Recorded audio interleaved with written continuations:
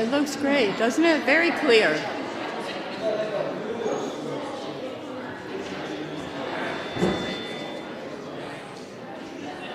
You good? I'm good. Thanks, Rob. Good morning.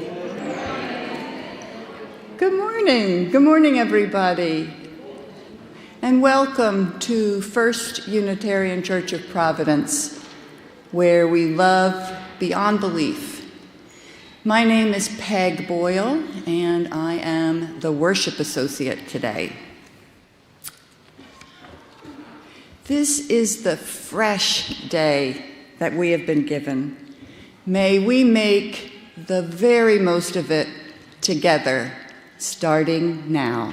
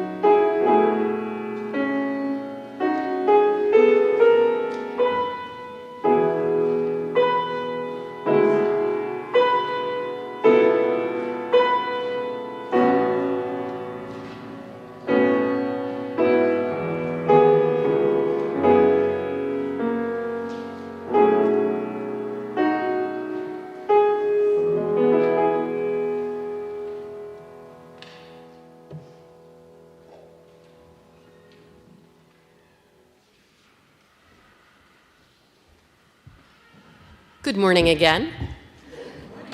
This is our time for greeting, our chance to make sure everyone feels how glad we are to be together. Let's make sure to move around as we're able and warmly greet both people that we know very well and someone we don't think we've ever seen before. In the furthest corner of the room, let no one go ungreeted, unwelcomed. Let's make sure we all feel how glad we are to be together.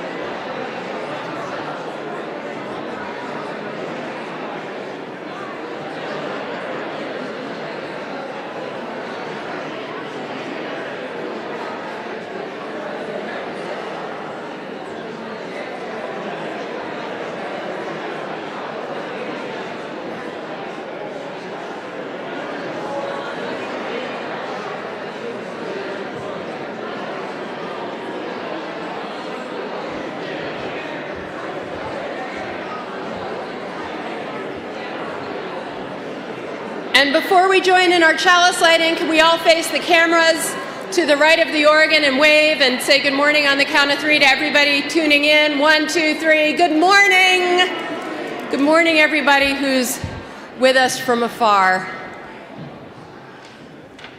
I say it every week, but it is worth saying we are so glad to be together in every way that we possibly can. Can we join in the words for our chalice lighting as they're printed in the order of service? This light burns also in our hearts, and it lights the way towards harmony, justice, and hope for all. And our invocation this morning is really an introduction to our service today. Seated in Western Europe as part of the Protestant Reformation in the 1600s, Unitarianism spread both west across the Atlantic to what is now the United States, and also east to Eastern Europe, in part through the brilliance and leadership of the great 16th century Transylvanian Unitarian theologian and preacher, Francis David. He brought Unitarianism, with all its respect for faiths of different sorts and for the transformative power of the human conscience, to the rich farmlands of Transylvania, which were then part of Hungary and are now part of Romania. This morning, we celebrate our partner church relationship with our sibling Unitarian congregation in the village of Sędziejaza in Transylvania. And our shared topic today is the role of women in ministry. On this theme, we have a brief video by a young woman Unitarian, Valeria Albert, who is from Sędziejaza and is beginning a life in ministry. She recorded some thoughts to share with us this morning. And following that, we have a short homily by Sędziejaza's parish minister, who many of us have met, the Reverend Sabolch Kellerman, which I will read on his behalf, and then I'll close with a very few thoughts of my own. Our liberal religion has so many facets and forms. Today, let us connect with friends and faithful across the sea who are also part of this expansive faith. And now I'd like to invite Kelly Baroff forward. We are finishing our commitment drive for this year, and Kelly has some thoughts for our First You Strong campaign.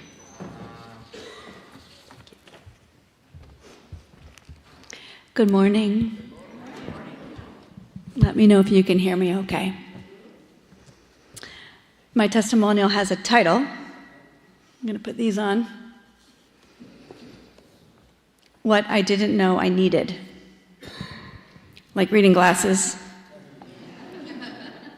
Have you ever gone into Target, or, as often the case with me, Marshall's, with a list, long or short, but regardless of its length, a defined, itemized, objective set of items intended for purchase, and then ended up walking out carrying something else entirely, perhaps even having forgotten all about the original list, return to your car carrying something totally unexpected, a little odd, perhaps, or even, dare I say, kind of magical? I'll give you an example. I live very close, some may say dangerously close, to Marshall's in East Providence. It's incredibly convenient. Kid needs a last-minute holiday-themed t-shirt for a school event? Run to Marshall's.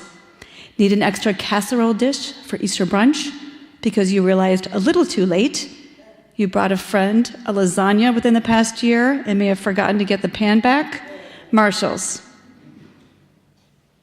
Can't find your black 3/4 length sleeved shirt for upcoming chorus of East Providence performances? Yes, I'll be at Marshall's later today. After working at the Girl Effect art sale, please come. On a particular day, I recall running into Marshall's for a lamp for my school counseling office, or school social work, to be more precise. Not a big fan of overhead fluorescent lighting. I hope to find a decent lamp with warm light under $15 that would make my space more welcoming to students, particularly those who need a soft landing spot on a tough day. I headed straight to the home section, the right corner of the store. I could get there with my eyes closed, probably. And I was, likely trying not to be distracted by all the things: the cute little sweater with the cherries on it, the yoga mat that's not destroyed by my cat, packs of festive party napkins. I know, some of you have been there. In my search to find this little lamp. And that's when I found him, this little guy. I'm going to hold him high. Right? I know, you would have done it too.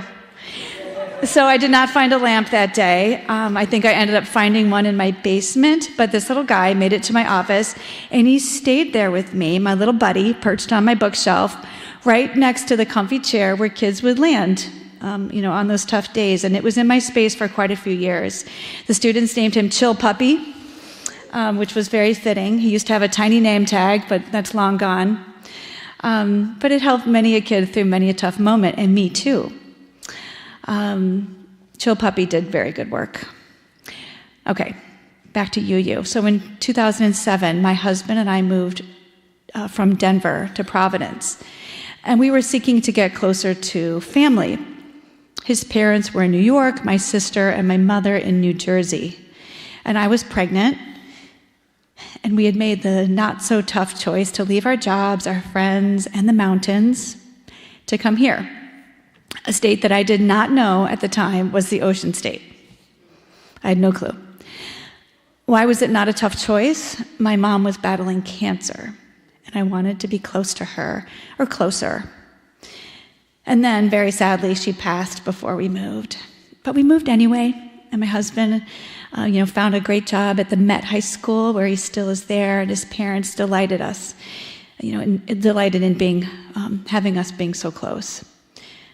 And then, when our girls, Maisie and Piper, were a baby and a toddler, we started to think more about finding our family's sort of church home, our spiritual home.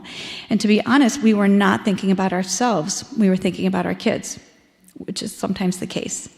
Arthur, that's my husband, is Jewish, and I grew up United Methodist.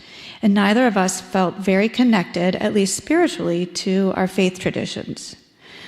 And so we were a bit surprised when Arthur's dad, who, as a Jewish boy in Brooklyn, grew up always having a Christmas tree in their home, he started saying to us, I'm going to try to do my best accent, it doesn't matter what religion you raise them in, you just need to pick something. And he said that a lot, and we listened. And then one day Arthur said, I think you guys would like, or he said to me, I think you'd like the UU church. I had no idea what that was. I'm from Ohio, and I had never heard of UU. I think I must have Googled it, and I read about the principles, and I remember reading about OWL. And for those of you who don't know what that is, it stands for Our Whole Lives, which is a comprehensive sexuality education program that we do here for our youth. So I was really excited. So we started coming, but we started coming again for the kids. Maisie was 3 or 4. And she started going to Sunday school, and then Piper started coming as well. As for Arthur, he eventually stopped coming for the most part because he had found his own Sunday morning fellowship, which is Ultimate Frisbee, which he continues to practice.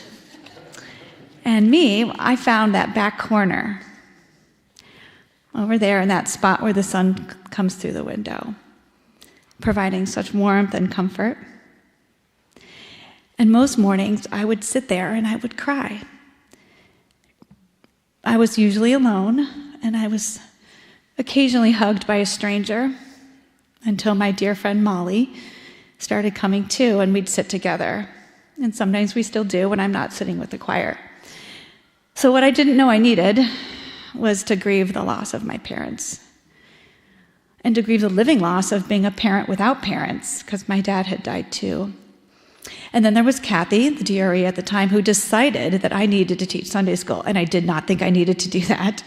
But she was a really good asker, and my mom was the director of Christian education at my church growing up, and being a Sunday school teacher was definitely not on my list of things to do when I'm a grown-up. But after many years upstairs in the classroom, mostly teaching 3rd grade, I realized I needed to do it, because that's where I learned about what it meant to be a UU. Studying the 7 principles and teaching them to the kids and learning about world religion. Okay, what else did I not know I needed? To find my singing voice again and have the opportunity to sing with these gorgeous people, some of the songs from my childhood that I still sort of miss and remember my mom singing. I didn't know how much I needed to hear the organ and close my eyes and think about my grandmother, who was a church organist at First Baptist in Dayton, Ohio, for over 50 years. I did not know that I needed to cook a gigantic taco feast with many friends for many of you all, or to make batches and batches of granola to sell at the Girl Effect sale. I have a long list and I'm running out of time, so I will stop. But mostly, when I was asked to do this testimonial, I did not hesitate. I'm proud of the ways I've contributed to this church and community, how I've showed up, and how I contribute financially. And I make it easy because I have the funds directly taken out of my bank account every month, and I feel good about that. I have a confession to make. I do not give to NPR. I know, and I have listened to NPR and Prairie Home Companion since I was about 11 years old, but I do give to this church. And someday I will give to NPR. You guys, I said it here. So I came to UU for my kids because we thought we needed a spiritual home. But I didn't know I would find such a rich, loving, and beautiful one for myself. I found a place where I can feel my feelings, where I get to be creative again, where I get to work alongside other people who care about things that matter as much to you as it does to me. So I ask you, what do you find here that you didn't know you needed?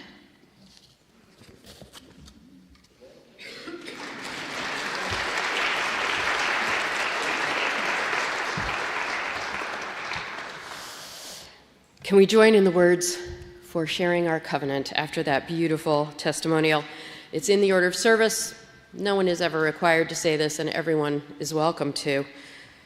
We, the members of the First Unitarian Church of Providence, with respect for the worth and dignity of each person, with wonder at the light we know by many names, and with gratitude for our deep connection to each other and the larger web of existence, covenant to walk together in our search for truth, seeking the paths of wisdom, compassion, and justice. And our hymn is number 287, Faith of the Larger Liberty. Can we rise in body or spirit?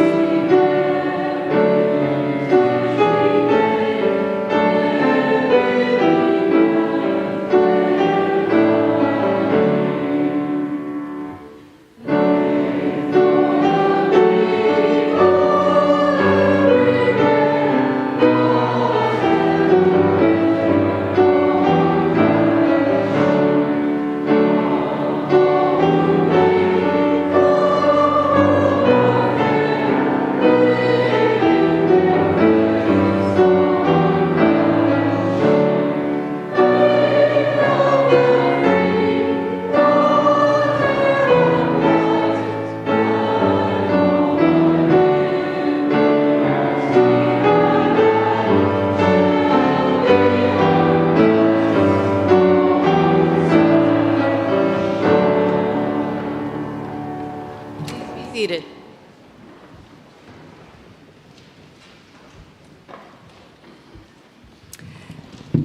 Our reading today is a responsive one, and it's number 566 in the gray hymnal.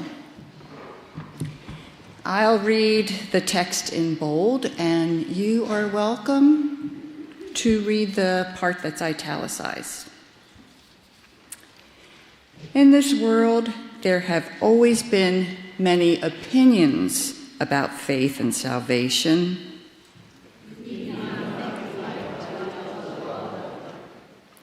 There must be knowledge in faith also.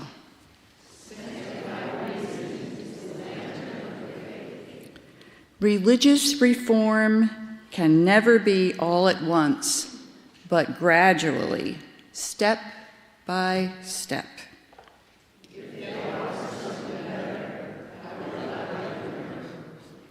The most important spiritual function is conscience, the source of all spiritual joy and happiness.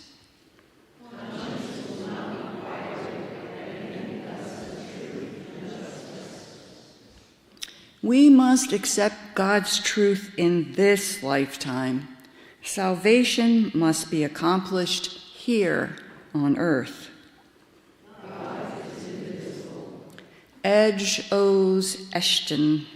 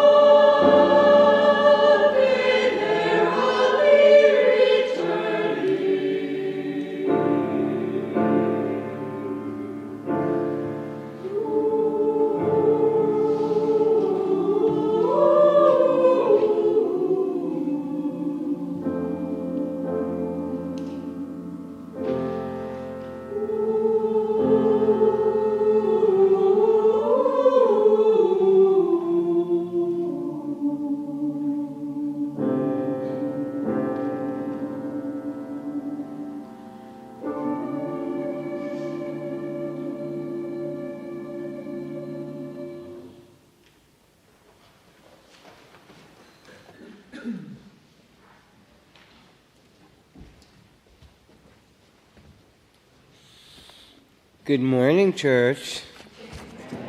How are you? These are the joys and sorrows we carry on our hearts in this beloved community today. From Dylan Baranski, a candle of joy for my sister, also a member of a UU congregation, for a very meaningful, life-saving conversation they had on Friday. Good thoughts and prayers are very welcome for Bill Kotef, who has come out of the hospital and is returning to his beloved home and family with hospice care. Cards are surely welcome. A candle for peace and for my daughter's surgery to go easily. From Cindy Baptiste, candles of joy, 9 of them, 9 birthdays in April to May. May is important because we get to celebrate this afternoon, which happens to be George Bashir's birthday. Happy birthday, George. Happy birthday, all of you. From Philip Swayze, I am filled with the joy of returning to First U after a long time. So many other feelings are yet to be felt. A candle of hope as I get ready to enter the family court system to fight for the best interests of my kids. From Janice Akumian, I am delighted to welcome my cousin Dave back to the East Coast, and if he shows up, to today's church service.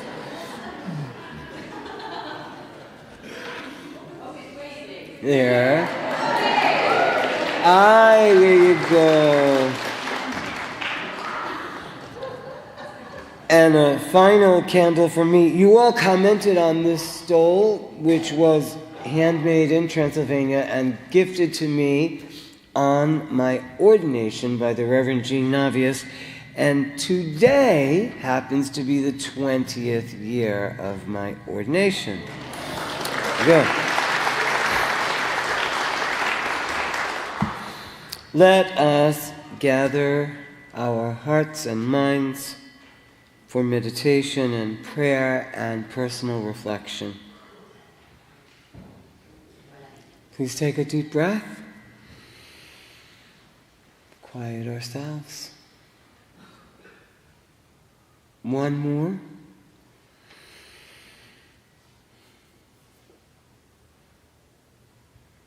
And a final breath to fully arrive.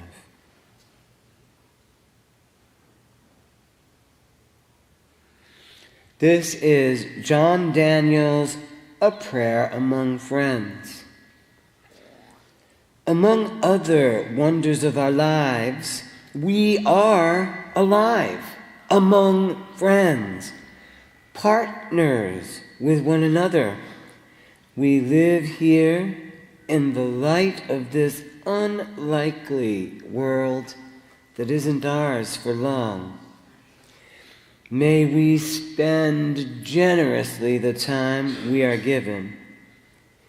May we enact our responsibilities as thoroughly as we enjoy our pleasures. May we see with clarity. May we seek a vision that serves all beings. May we honor the mystery surpassing our sight.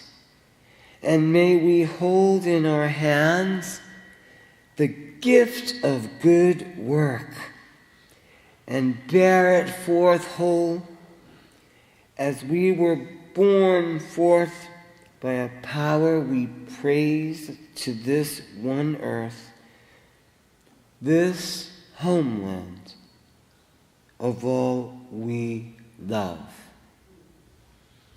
Amen.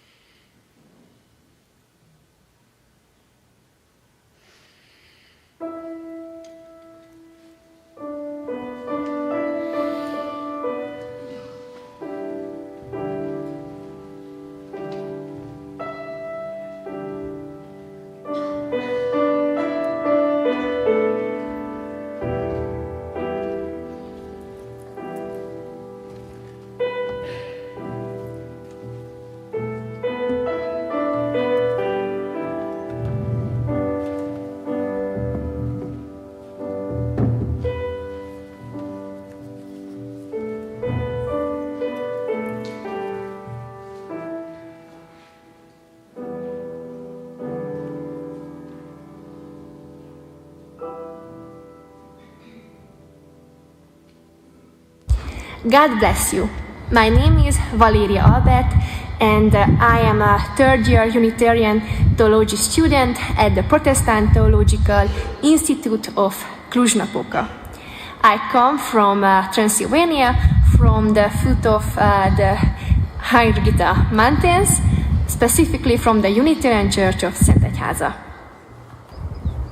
It is a great honor for me to represent the community that set me on this path, as well as the calling that defines my daily life. Many people ask me what it means to study theology as a woman today. For me, it is not just university, it is a complete life of service. My community has always been a steadfast pillar of support through my studies. One of the most significant forms of the support is that your church sustains my education through annual grants, which allows me to focus entirely on my vocation and my theological preparation. I am truly grateful for this. I take great pride in being a woman studying theology. And I look forward with joy to the fact that in a few years I will be able to serve as a minister to a congregation. Currently, there are 40 Unitarian theology students in total, and 5 of whom are women. This year, I have been granted the great honor of being elected as the senior of the Unitarian theology student. This role involves numerous challenges. However, I feel that I have truly grown into the responsibility over time. My goal is to become a true female role model for the next generation.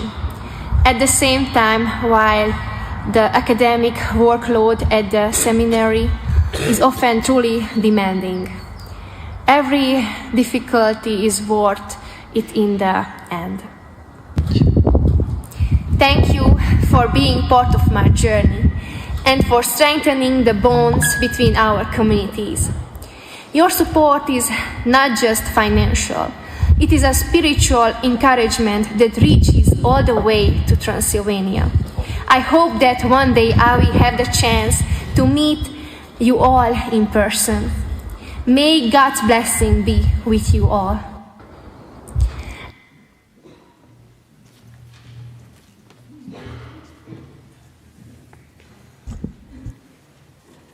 To follow on Valeria's words, I have these words from Reverend Saboch Kellerman. He started with one of my favorite Bible verses, the verse from Galatians, Paul's letter to the Galatians, chapter 3, Verse 28, there is neither Jew nor Greek, there is neither slave nor free, there is neither male nor female. All are one in Christ Jesus. And wrote, Dear brothers and sisters of the Providence community, I greet you with brotherly love from the pulpit of the Unitarian Church of Sant'Egiasa on this special Sunday. Although distance physically separates us, the bridge of the Spirit remains stable today. When I think of you, I do not merely see a name on a map, but the helping hands that have worked together with us over the past years to build God's kingdom. Our sister church relationship is not a matter of protocol, but a shared sowing and a shared harvest. Today I have brought you a special testimony. The pride of our congregation is the two young women, divinity students, who are now preparing for their calling. To me, they are not just students. I held them under the baptismal water. I listened to their confirmation vows, and I was the one who saw the spark in them that started them on the path to ministry.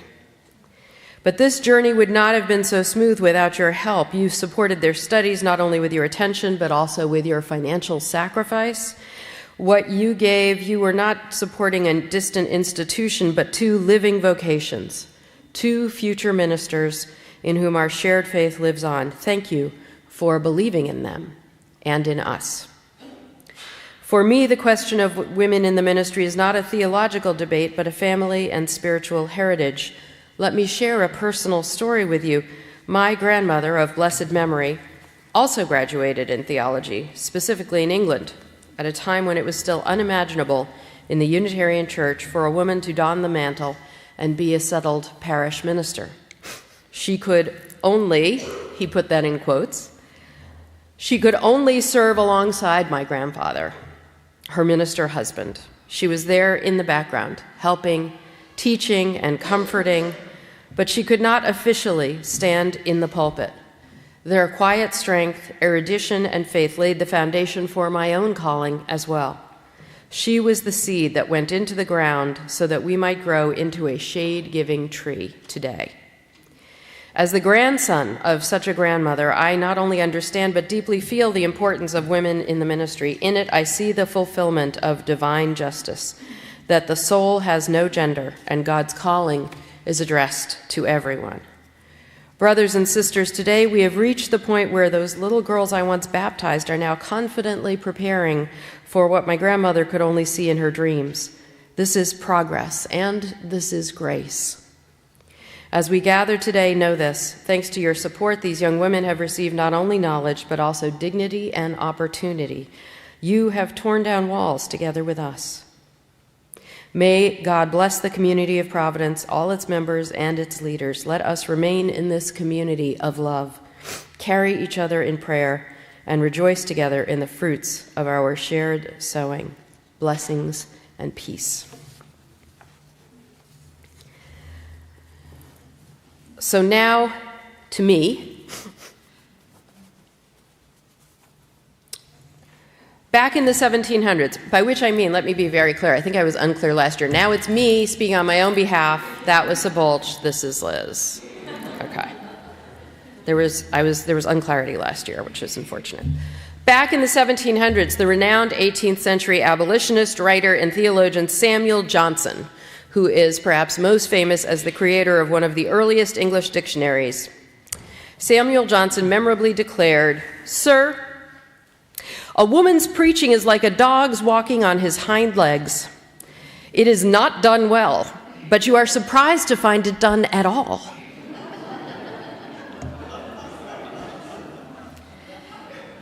He did not say this thoughtlessly or even privately. In fact, Johnson said it in an intentionally recorded conversation with his biographer and good friend James Boswell. And therefore, we know exactly when he said it. He said it on July 31st, 1763. So he said it for posterity. I first learned this quote when I was training for ministry, and it has stayed in my mind ever since.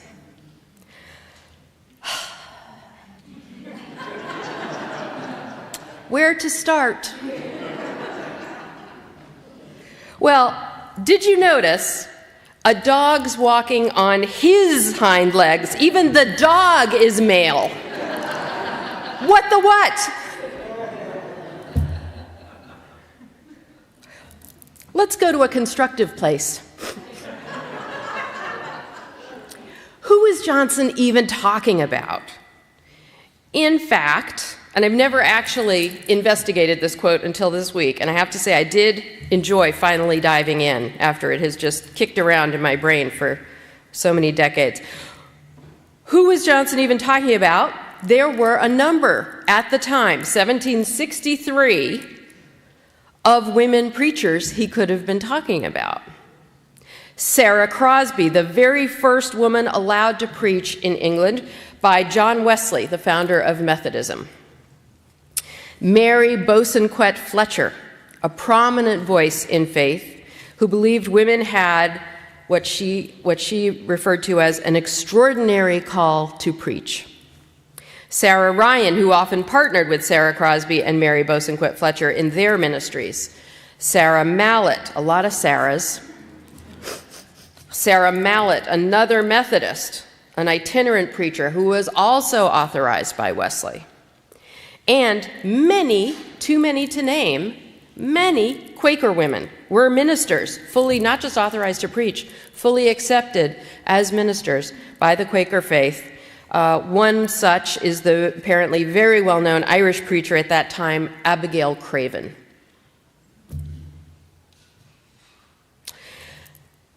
Despite their ministries and the slow-growing acceptance of women clergy over the ensuing centuries, when I started divinity school in 1992, I had up to then never actually seen a woman preach. Somehow I knew women could be ministers, and I really don't know why, because I was 100% clear that that could be the case, but I don't remember ever talking about it, and I had never seen it happen. Maybe in trying to unpack this also this week, I was thinking, well, why did I know it? Why was I so sure? In the Unitarian Universalist church I grew up in, there was a wall that featured photographs of all the ministers who had served the congregation, and among the many very good men who had sometimes given their lives, decades and decades of service to the church, there was one photo of one woman, the Reverend Polly Laughlin Guild. I never met her. Did you know her, Roger? I never met her. But she was at the Newton Unitarian Universalist Church for a couple years, and I still remember exactly what she looked like back then. So I never knew her, but maybe she was how I knew. This June will be the 30th anniversary of my ordination. And that year I was ordained was the year that the numbers of Unitarian Universalist ministers began to tip towards a predominance of women. And still, people were often shocked to learn my vocation. I thought, was it more surprise? And no, it was shock. It was shock. Academic robes were frequently worn by our clergy for worship, and I used to wear one. And I remember one day hastening in my robe and stole towards a wedding that I was performing at a Hudson River estate, walking down the path of the estate. And an older man passing me the other way smiled at me indulgently, saying, "Oh, are you coming straight from graduation?"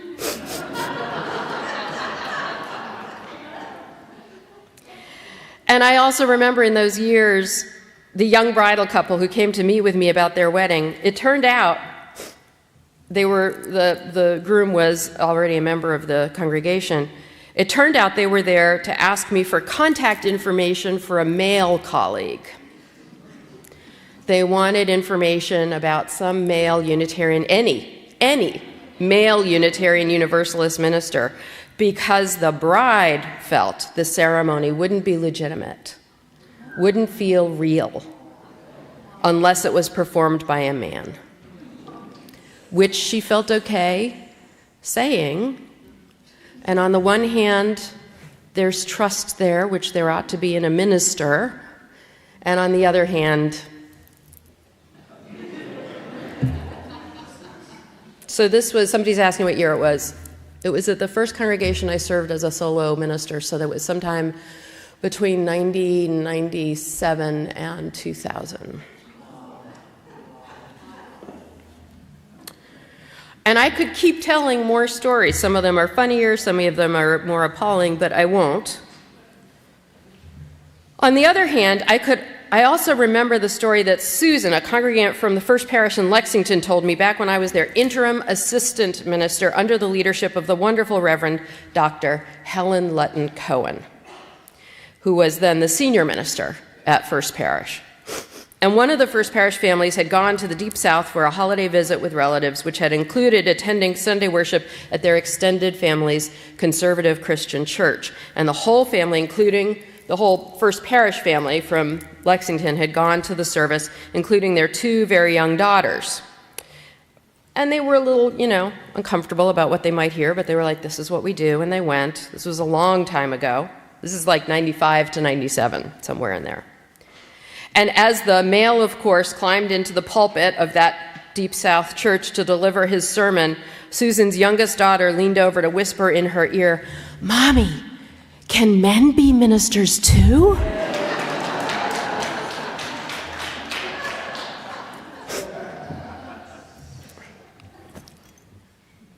In Unitarian Universalism, we are clear and have been for some time that preaching and ministry are not gender dependent.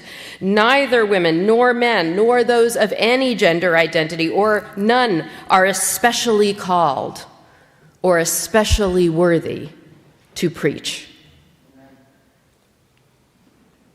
Surely all clergy likely face different challenges in our vocation depending on how we are perceived in terms of gender, which is not the same as how we may perceive ourselves.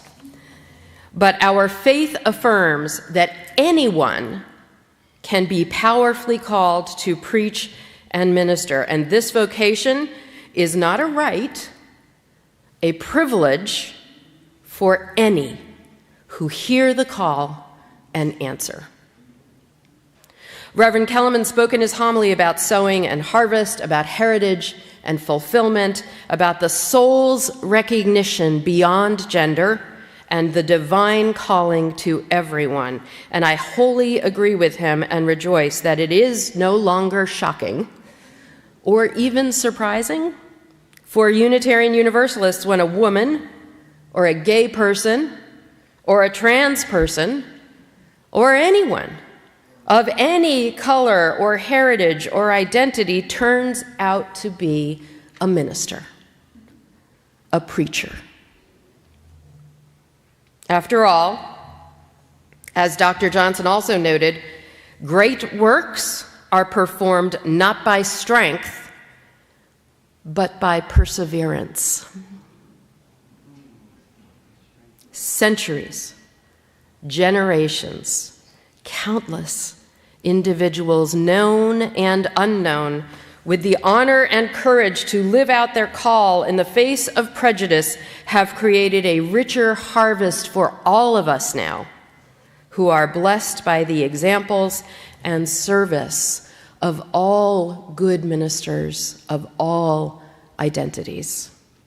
Because regarding both preaching and a dog's walking on their hind legs, the Reverend Elizabeth Lerner McClay once said, "It is not important that it is done at all. What matters is that it is done well." Amen.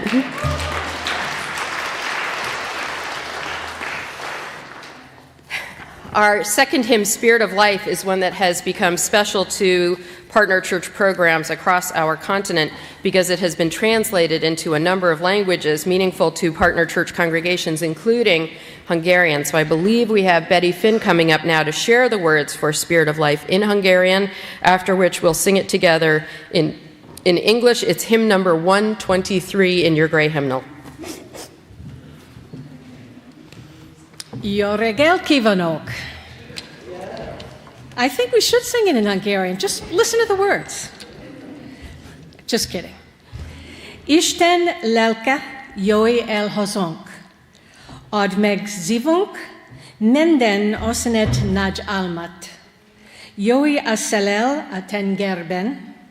Vezest lekünk Az uruk egshad után, szaniakat kapsz szabál, leszel, Isten leke, jói hozzánk, Isten leszke, jói hozzánk. Now for the English.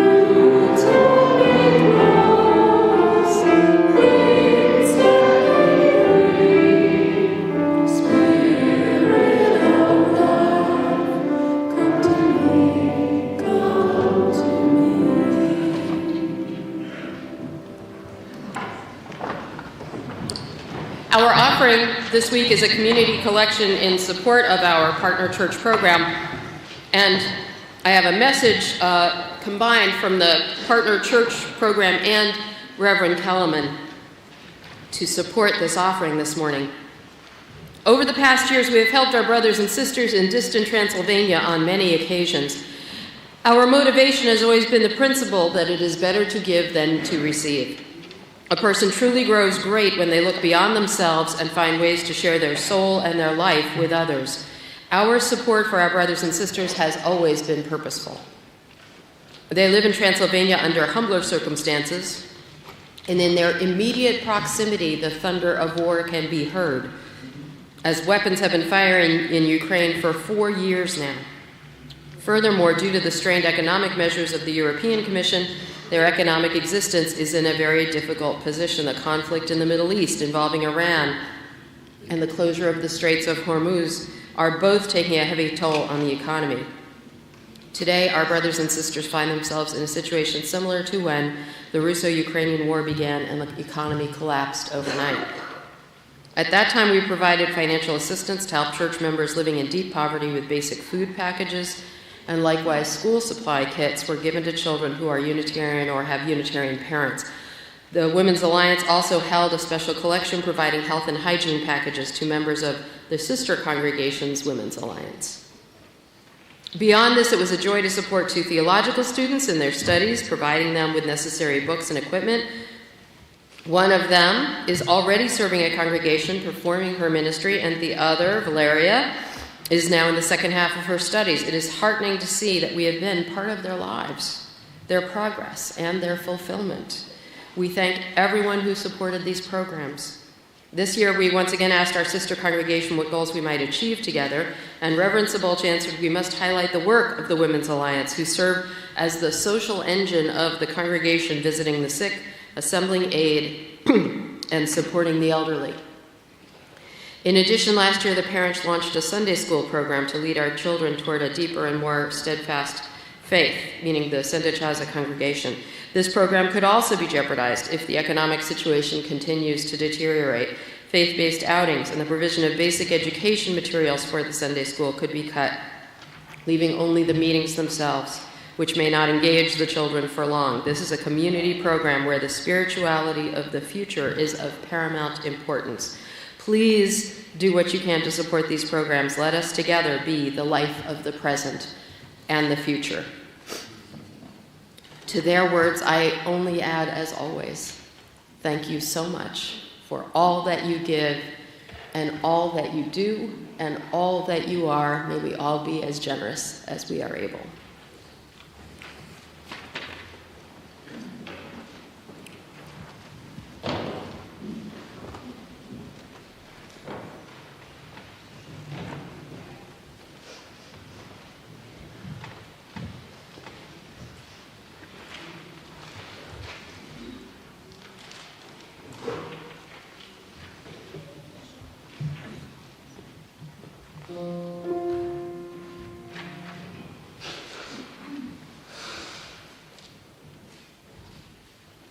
Do not leave your cares at the door. Do not leave them there when you come into this place. Be open to forgiveness and transformation. Come on in. You are welcome here. And do not leave your cares at the door. Oh, bring your pain and sorrows and joy. There's a place for them upon the altar of life. Be open to forgiveness and transformation. Come on in. You are welcome here. And do not leave your cares at the door. This is a place of grace, a place of losing and finding your way upon the winding road, meeting and parting, stumbling and starting over. Every story is sacred here, even yours,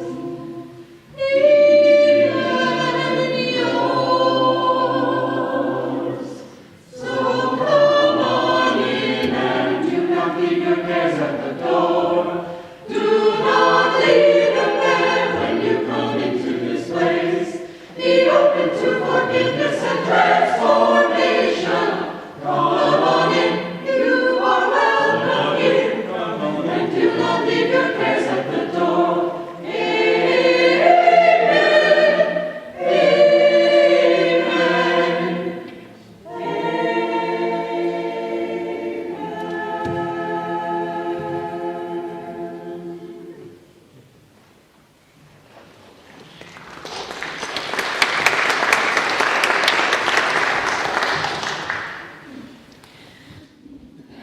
So many ways to practice our faith. Here are the invitations for upcoming opportunities. First of all, the Girl Effect team, in conjunction with our Art in the Atrium group, is sponsoring an art sale today.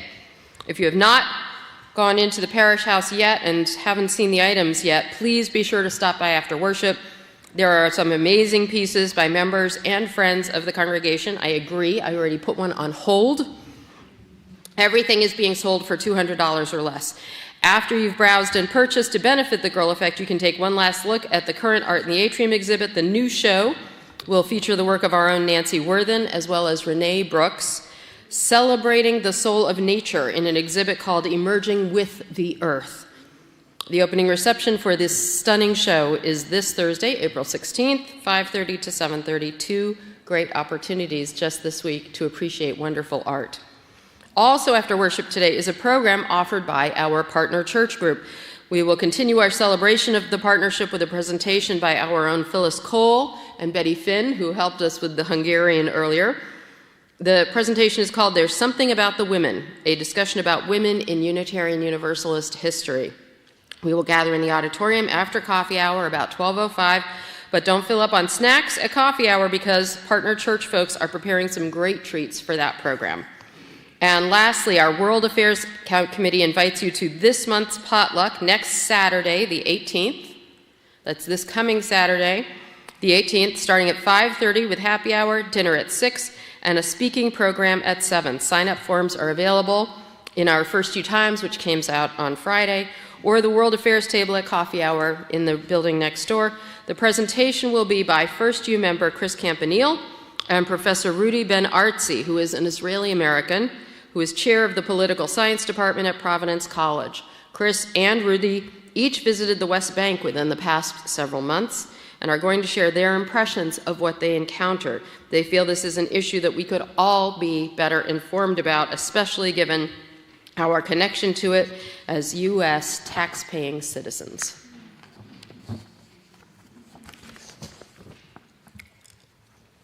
Our closing words this morning are adapted from writing by contemporary Unitarian Universalist, the Reverend Erica Hewitt. To be a Unitarian Universalist means we will never be done. We will never be done with telling the truth about oppression, with requiring laws, policies, and practices that lift up everyone's humanity, with stubbornly seeking out the spark of the divine with each other, no matter what, with creating heaven on earth. To be a Unitarian Universalist also means we are not alone on this path. We are not alone because of our promises to love one another. We are not alone because we are companions on this journey.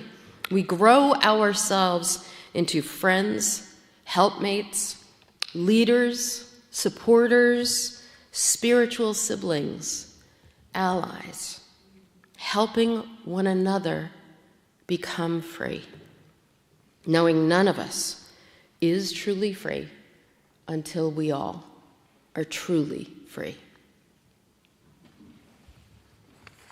Can we join in the words for extinguishing our chalice? We carry the flame of peace and love and hope until we meet again.